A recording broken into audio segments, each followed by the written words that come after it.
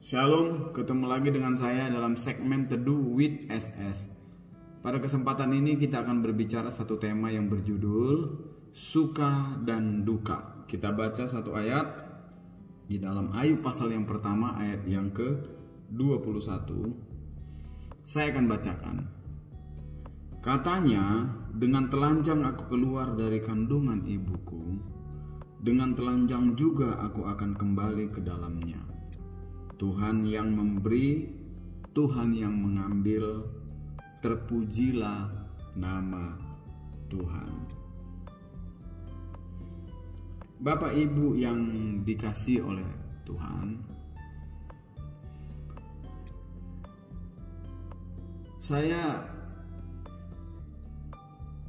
mempunyai satu pemikiran bahwa ada orang-orang yang berpikir bahwa apa yang dialami oleh Ayub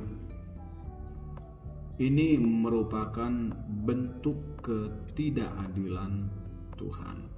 Ada orang yang berpikir demikian. Mereka berpikir bahwa kenapa Tuhan mengizinkan iblis mengambil semua harta Ayub, bahkan semua anak-anaknya, dan kesehatan Ayub.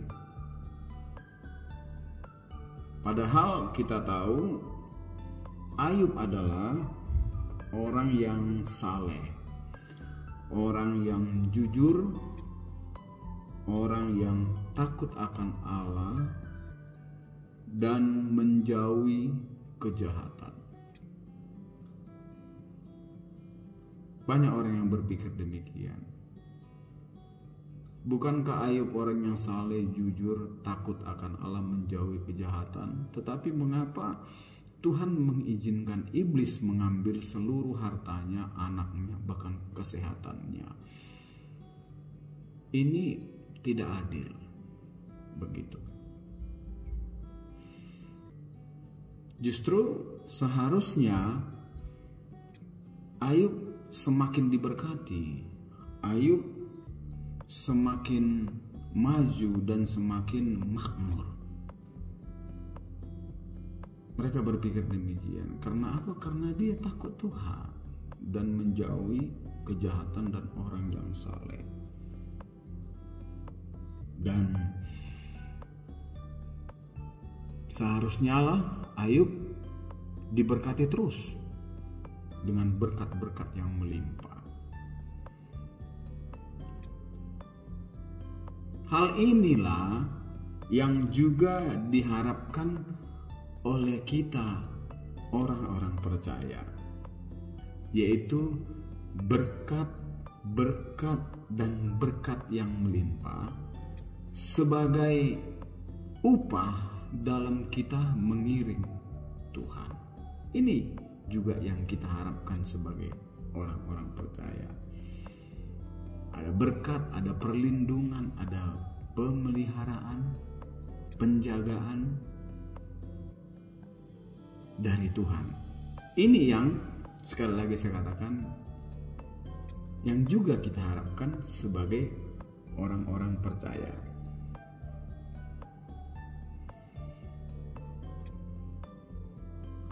Saya mau katakan dalam kesempatan ini, sangat disayangkan bahwa banyak orang-orang percaya atau orang-orang Kristen yang mengartikan berkat sebagai kekayaan materi yang melimpah. Bahkan ada yang mengatakan bahwa ikut Tuhan itu pasti diberkati. Ikut Tuhan itu pasti kaya. Kan begitu, ada teori kemakmuran. Ikut Tuhan itu pasti kaya, harus kaya. Kalau tetap miskin, mungkin ada dosa atau hal-hal yang lain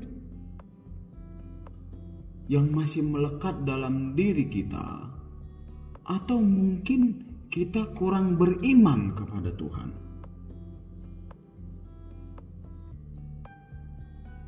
Kalau tetap miskin, jadi harus ada yang dikoreksi dalam diri ini. Kalau kita tetap miskin dalam mengiring Tuhan,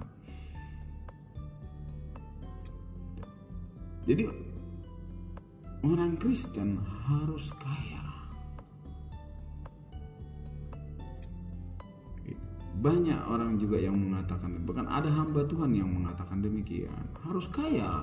Kalau miskin harus ada yang dikoreksi, mungkin ada yang salah, mungkin ada dosa, mungkin ada kutuk, mungkin ada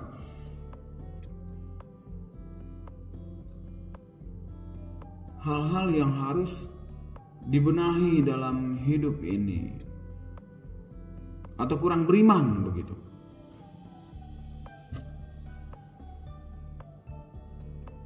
Saudaraku yang dikasihi oleh Tuhan, Ayub ketika semua kekayaannya hilang, musnah seketika, dan seketika juga anak-anaknya semua meninggal dan istrinya meninggalkan dia, lalu dia kena penyakit borok.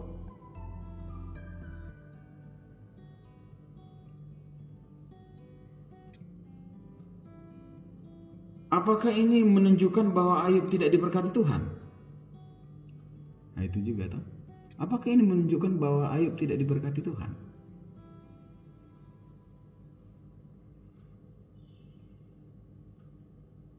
Supaya pemahaman kita jelas. Ketika kesusahan datang dalam hidup kita seperti yang dialami Ayub, apakah kita tidak diberkati Tuhan? Apakah kita ini juga mengalami sesuatu hal yang tidak diberkati begitu? Kita lihat Ayub berkata, ketika dia kehilangan segala-galanya, dia mengatakan, apakah kita mau menerima yang baik saja dari Allah, tetapi tidak mau menerima yang buruk? Gitu. Dan Ayub mengatakan, Tuhan yang memberi, Tuhan yang mengambil, terpujilah nama Tuhan. Luar biasa. Bagi Ayub, penderitaan yang dia alami, kesusahan yang dia alami justru membawa dia kepada satu pengenalan yang benar akan Allah. Itu. Dia berkata, hanya dari kata orang saja aku mendengar tentang Engkau, tetapi sekarang mataku sendiri memandang Engkau. Demikianlah dikatakan oleh Ayub. Pemahamannya tentang Tuhan semakin jelas lewat penderitaan yang dia alami. Apakah ini tidak berkat? Ini berkat. Jadi ketika ada masalah musibah datang, ada di baliknya sesuatu yang luar biasa, itu berkat. Jadi jangan kita mengatakan ketika hidup kita lempang, tidak ada masalah, ini berkat.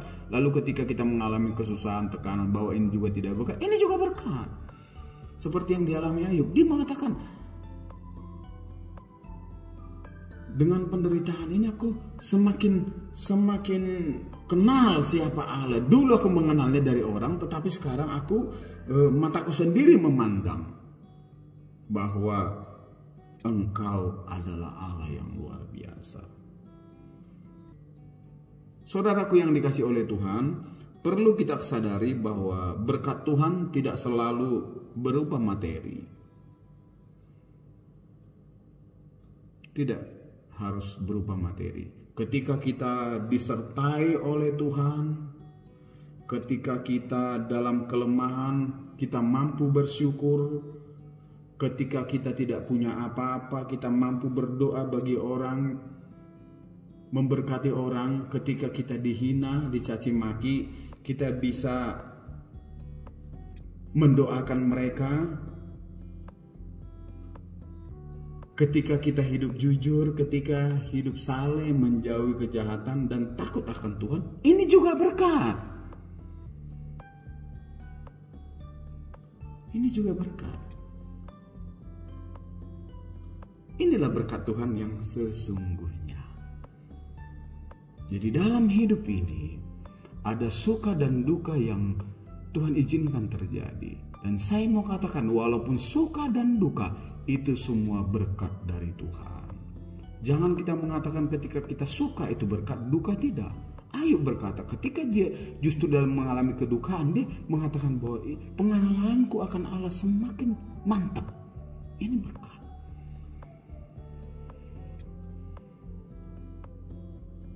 Suka dan duka silih berganti dalam hidup ini, dan itu adalah berkat. Rasul Paulus ketika dia melayani Tuhan, dia mengatakan, apakah upahku? Upahku ialah ketika aku bisa melayani dia dengan sungguh, itu sudah upah.